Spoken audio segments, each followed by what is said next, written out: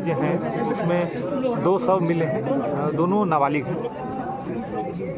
घटनास्थल पर एफएसएल को बुलाया गया है। एफएसएल वैज्ञानिक तरीके से कमरे से साक्ष्य संकलन कर रहा है। वहाँ पे जो घटना में प्रयुक्त हथियार है वो भी बरामद हुआ है और अभी तक के जो अनुसंधान में स्पष्ट हुआ है कि जो दोनों मृतक और मृतका हैं दोनों एक ही विद्यालय में पढ़ाई करते थे। उसके बाद यहीं पे इसी गली से आगे कोने पे एक मकान है, उसी में उस मकान में पिछले 1 साल से दोनों अगल बगल के कमरे में रह रहे थे।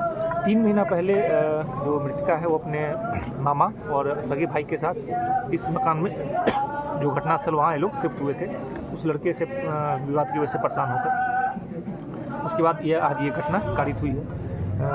जो लड़का है उसके कमरे को की तलाशी लेने पर एक नोटबुक बरामद हुआ जिसमें 2 लाइन का सुसाइड नोट है, सुसाइड टाइप का नोट है। उसके बाद हम लोग आगे का अनुसंधान कर रहे हैं, बाकी की चीज़ें स्पष्ट हो जाएंगी। ये अभी तक ये स्पष्ट है कि दोनों एक ही स्कूल में पढ़ते थे, एक दूसरे को जानते थे और एक ही बिल्डिंग में रहते थे। कुछ विवाद होने की वजह से जिसकी शिकायत इन लोगों ने मकान मालिक को भी की थी, तो मकान मालिक द्वारा दोनों के परिजनों को बुलाकर इस बारे में अवगत कराया गया था।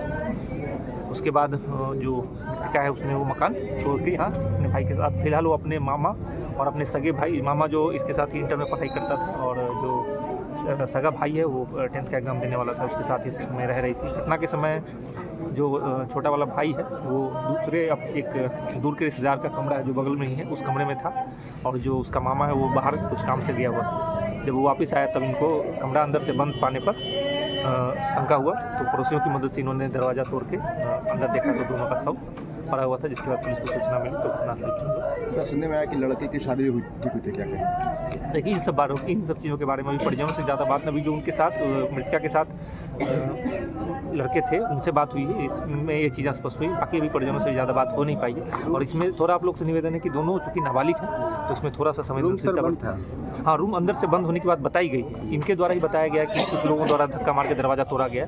उन लोगों की से भी पूछताछ की जाएगी, तब एग्जैक्ट सीक्वेंस पता चलेगा कि घटना क्या और कैसे। आवाज़ सुन के दरवाजा नहीं, आवाज़ सुन के नहीं, जब इसका जो अपना सगा छोटा भाई है वो दूसरे कमरे में था और वो जो मृतका है उसने इसको भूजा देने की बात कही थी। जब इंतजार किया ज़्यादा देर में वो नहीं आई तब इसने जाके दरवाज़ा खटखटाया, दरवाज़ा नहीं खुलने पर इसने पड़ोसियों को सतर्क किया, तब उनके द्वारा दरवाज़ा खुलवाया गया। आवाज़ सुनने के बाद आवाज़ सुनने की बात अभी तक किसी ने मकान में नहीं बताई। ठीक है।